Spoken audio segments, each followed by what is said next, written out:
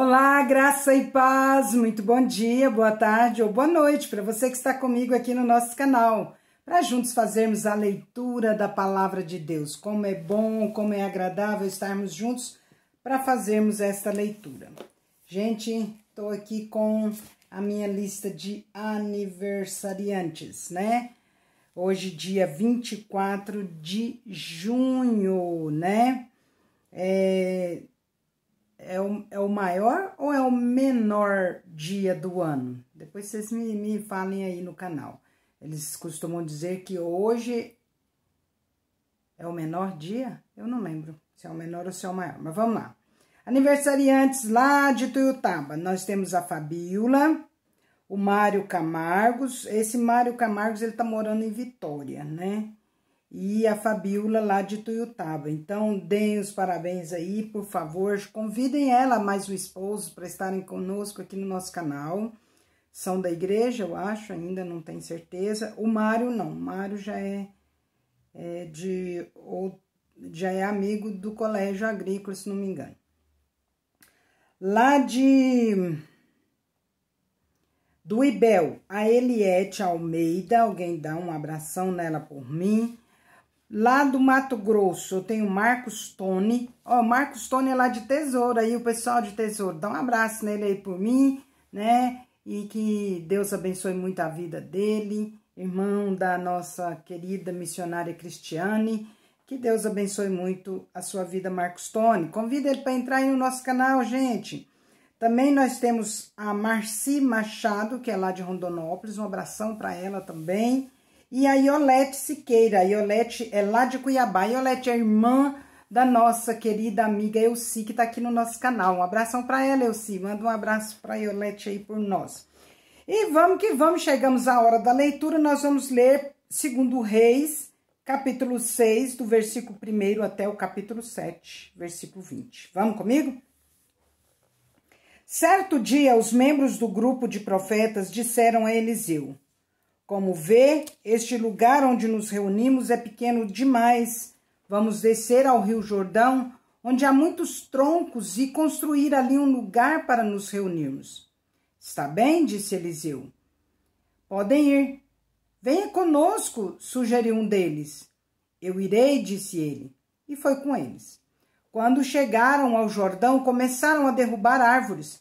Enquanto um deles cortava um tronco, a parte de ferro do machado caiu no rio. Ai, meu senhor! Gritou. O machado era emprestado. Onde caiu? Perguntou o homem de Deus. Quando mostraram o lugar para Eliseu, ele cortou um galho e o jogou na água e fez o ferro do machado flutuar. Pegue-o, disse Eliseu. E o homem estendeu a mão e o pegou. Quando o rei da Síria estava em guerra contra Israel, consultava seus oficiais e dizia: posicionaremos nossas tropas em tal lugar. De imediato, o homem de Deus advertiu o rei de Israel: não se aproxime de tal lugar, pois os sírios planejam posicionar suas tropas ali. E o rei de Israel mandava um aviso para o lugar indicado pelo homem de Deus. Várias vezes ele advertiu o rei de que ficasse alerta naqueles lugares. Furioso com essa situação, o rei sírio reuniu seus oficiais e perguntou: qual de vocês anda informando o rei de Israel sobre meus planos? Ó, meu senhor, o rei, não somos nós, respondeu um dos oficiais. Eliseu, profeta de Israel, revela ao rei de Israel até as palavras que o Senhor diz em seus aposentos. O rei ordenou: vão e descubram onde ele está para que eu mande capturá-lo. Então lhe informaram: Eliseu está em Dotã. Assim, certa noite, o rei da Síria mandou um grande exército com muitos carros de guerra e cavalos para cercar a cidade. Na manhã seguinte, o servo do homem de Deus se levantou bem cedo. Ao sair, viu que havia soldados, cavalos e carros de guerra por toda parte. Ai, meu senhor, o que faremos agora? Exclamou o servo. Não tenha medo, disse Eliseu, pois do nosso lado há muito mais do que do lado deles. Então Eliseu orou: ó Senhor, abre os olhos dele para que veja. o Senhor abriu os olhos do servo e ele viu as colinas ao redor de Eliseu cheias de cavalos e carruagens de fogo. Na versão ARA, né, a versão revista e atualizada, diz assim: maior é o que está conosco do que o que está com eles, os que estão com eles, né? Então veja que coisa, né? Nós precisamos ter nossos olhos espirituais abertos, né? Nós temos um Deus tão grandioso conosco, não precisamos temer o nosso inimigo de maneira nenhuma, né? Nem subestimá-lo, tá? Quando os sírios avançaram na direção de Eliseu, ele orou: ó Senhor, faze que fiquem cegos. E o Senhor fez que ficassem cegos, conforme Eliseu havia pedido. Então Eliseu saiu e lhes disse: vocês tomaram o caminho errado. Esta não é a cidade certa. Sigam-me e eu os levarei até o homem que procuram. Então ele os guiou à cidade de Samaria. Assim que entraram em Samaria, Eliseu orou: ó Senhor, agora abre os olhos deles para que vejam. O Senhor abriu os olhos deles e descobriram que estava no meio de Samaria. Quando o rei de Israel os viu, perguntou a Eliseu: devo matá-los, meu senhor? Devo matá-los? Claro que não, respondeu Eliseu. Eles não são prisioneiros que você capturou na batalha. Dê-lhes comida e bebida e mande-os de volta para casa, para o senhor deles. Então o rei lhes ofereceu um grande banquete e os mandou de volta para casa, para o senhor deles. Depois disso, os invasores sírios não invadiram mais a terra de Israel. Então o rei lhes ofereceu um grande... Já foi. Já li, estou lendo de novo. Vamos lá. Algum tempo depois, porém, Ben-Hadad, rei da Síria, reuniu todo o seu exército e cercou Samaria. Como resultado, houve grande fome na cidade. O cerco durou tanto tempo que uma cabeça de jumento era vendida por 960 gramas de prata e 1/3 de litro de esterco de pombo por 60 gramas de prata. Um dia, quando o rei de Israel caminhava pelos muros da cidade, uma mulher gritou para ele: ó meu senhor, ó rei, por favor ajude-me. Ele respondeu: se o senhor não a ajudar, o que poderei fazer? Não tenho alimento na eira, nem vinho na prensa de uvas. Mas depois o rei perguntou: qual é o problema? Ela respondeu: gente, olha que tragédia. Esta mulher me disse: vamos comer o seu filho hoje e amanhã comeremos o meu. Então cozinhamos meu filho e o comemos. No dia seguinte eu disse a ela: mate seu filho para que o comamos. Mas ela o havia escondido. Quando o rei ouviu isso, rasgou as roupas, e enquanto ele caminhava pelos muros, o povo viu que por baixo do manto ele usava pano de saco junto à pele. Então o rei jurou: que Deus me castigue severamente se eu não separar a cabeça de Eliseu de seus ombros ainda hoje. Perdão. Eliseu estava sentado em sua casa com as autoridades de Israel, quando o rei mandou um mensageiro até ele. Antes, porém, que o mensageiro chegasse, Eliseu disse às autoridades: o filho do assassino enviou um homem para cortar minha cabeça. Quando o mensageiro chegar, fechem a porta e não o deixem entrar. Logo ouviremos os passos de seu senhor atrás dele. Enquanto Eliseu ainda falava, o mensageiro chegou e comunicou a mensagem do rei: toda essa desgraça vem do Senhor. Por que devo continuar a esperar no Senhor? Eliseu respondeu: ouçam esta mensagem do Senhor. Assim diz o Senhor: amanhã a esta hora, na porta de Samaria, 6 litros de farinha fina custarão apenas 12 gramas de prata, e 12 litros de cevada também custarão apenas 12 gramas de prata. O oficial que auxiliava o rei disse ao homem de Deus: ainda que o Senhor abrisse as janelas do céu, isso não poderia acontecer. Gente.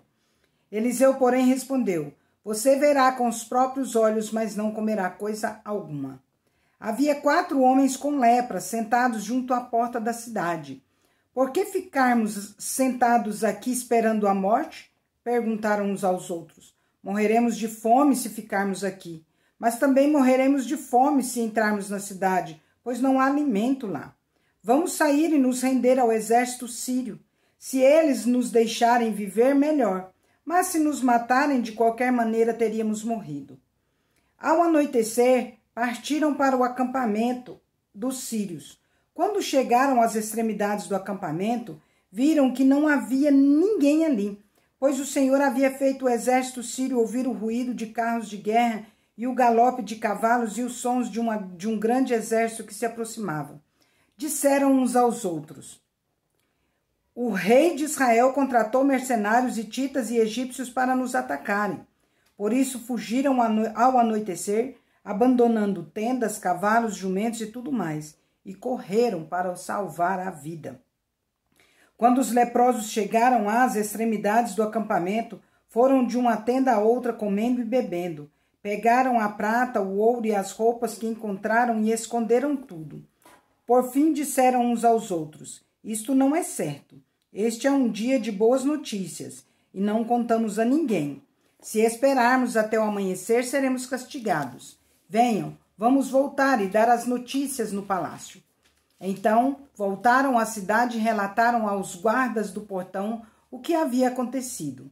Fomos ao acampamento sírio e não havia ninguém, disseram eles. Os cavalos e os jumentos estavam amarrados e as tendas todas armadas, mas não havia ninguém por ali. Os guardas gritaram, anunciando a notícia no palácio.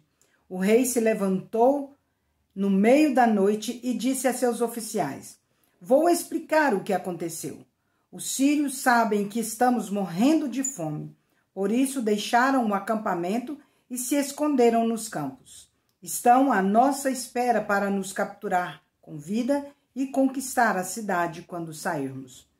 Um de seus oficiais disse: seria melhor que enviássemos espiões para ver. Eles podem usar 5 dos cavalos que sobraram. Se acontecer alguma coisa com eles, não será pior que se ficarem aqui e morrerem com o restante de nós? Assim prepararam 2 carros de guerra, cavalos, e o rei enviou espiões para ver o que havia acontecido ao acampamento sírio. Foram até o rio Jordão, seguindo o rastro de roupas e equipamentos que os sírios tinham abandonado em sua fuga desesperada. Os espiões voltaram e contaram tudo ao rei. Então o povo correu e saqueou o acampamento sírio. E de fato, naquele dia, 6 litros de farinha fina foram vendidos por apenas 12 gramas de prata.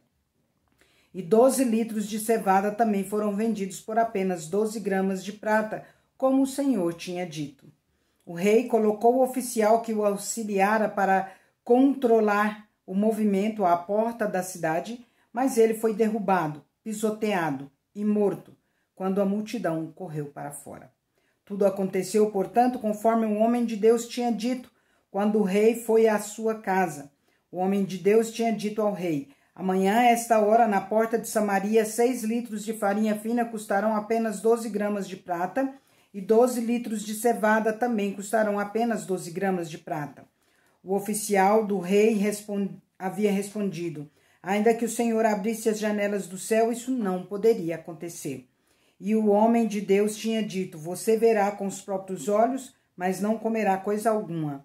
E assim aconteceu, pois ele foi pisoteado pelo povo à porta da cidade e morreu. Atos 15, de 36 até 16:15. Algum tempo depois, Paulo disse a Barnabé: voltemos para visitar cada uma das cidades onde pregamos a palavra do Senhor para ver como os irmãos estão indo. Barnabé queria levar João Marcos, mas Paulo se opôs, pois João Marcos tinha se separado deles na Panfilha, não prosseguindo com eles no trabalho. O desentendimento entre eles foi tão grande que os dois se separaram. Barnabé levou João Marcos e navegou para Chipre. Paulo escolheu Silas e partiu, e os irmãos o entregaram ao cuidado gracioso do Senhor. Então ele viajou por toda a Síria e Cilícia, fortalecendo as igrejas de lá. Vejam, gente, até aqui no meio desses homens grandiosos, né, da palavra de Deus, há desentendimento. O que não pode acontecer é permanecer o desentendimento. Mas em tudo Deus tem um propósito. Aqui eles se separaram, de 2 em 2, cada um foi para um lugar e pregando o evangelho de forma que assim era bem melhor, né? Mais ainda o evangelho sendo pregado. Paulo foi primeiro a Derbe e depois a Listra, onde havia um jovem discípulo chamado Timóteo, nome do meu filho caçula. A mãe dele era uma judia convertida e o pai era grego. Os irmãos em Listra e em Icônio o tinham em alta consideração, de modo que Paulo pediu que ele os acompanhasse em sua viagem. Em respeito aos judeus da região, providenciou que Timóteo fosse circuncidado antes de partirem, pois todos sabiam que o pai dele era grego. Em toda a cidade por onde passavam, instruíam os irmãos a seguirem as decisões tomadas pelos apóstolos e presbíteros em Jerusalém. Assim, as igrejas eram fortalecidas na fé e cresciam em número a cada dia. Em seguida, Paulo e Silas viajaram pela região da Frígia e da Galácia, pois o Espírito Santo os impediu de pregar a palavra na província da Ásia. Então, chegando à fronteira da Mísia, tentaram ir para o norte em direção à Bitínia, mas o Espírito de Jesus não permitiu.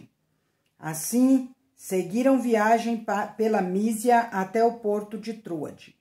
Naquela noite, Paulo teve uma visão na qual um homem da Macedônia em pé lhe suplicava: venha para a Macedônia e ajude-nos. Então decidimos partir de imediato para a Macedônia, concluindo que Deus nos havia chamado para anunciar ali as boas novas. Embarcamos em Troade e navegamos diretamente para a ilha de Samotrácia, e no dia seguinte chegamos a Neápolis. Dali alcançamos Filipos, cidade importada dessa região da Macedônia, e colônia romana, e ali permanecemos vários dias. No sábado saímos da cidade e fomos à margem do rio, onde esperávamos encontrar um lugar de oração. Sentamo-nos e começamos a conversar com algumas mulheres ali reunidas. Uma delas era uma mulher temente a Deus chamada Lídia, da cidade de Tiatira, comerciante de tecido de púrpura. Enquanto ela nos ouvia, o Senhor lhe abriu o coração e ela aceitou aquilo que Paulo estava dizendo. Foi batizada junto com sua família e pediu que nos hospedássemos em sua casa. Se concordam que creio de fato no Senhor, venham ficar em minha casa, disse ela, e insistiu até que aceitassem. Até que aceitamos. Salmo 142, de 1 a 7. Você deve estar pensando, está quase acabando o Salmo. E aí? Você já olhou, quem tem a Bíblia, o que vai acontecer quando acabar os Salmos? Salmo de Davi a respeito de sua experiência na caverna. Uma oração. Clamo em alta voz ao Senhor, suplico pela misericórdia do Senhor. Derramo diante dele minhas queixas e lhe apresento minhas angústias. Quando estou abatido, somente tu sabes o caminho que devo seguir. Aonde quer que eu vá, prepararam armadilhas contra mim. Procuro alguém que venha me ajudar, mas ninguém sequer lembra que eu existo. Não tenho onde me abrigar, ninguém se importa com o que acontece comigo. Então clamo a ti, Senhor, e digo: tu és meu refúgio, és tudo o que desejo na vida. Ouve meu clamor, pois estou muito fraco. Livra-me dos que me perseguem, pois são fortes demais para mim. Tira-me da prisão para que eu te dê graças. Os justos se ajuntarão ao meu redor, pois tu és bom para mim. Provérbios 17, 24 e 25.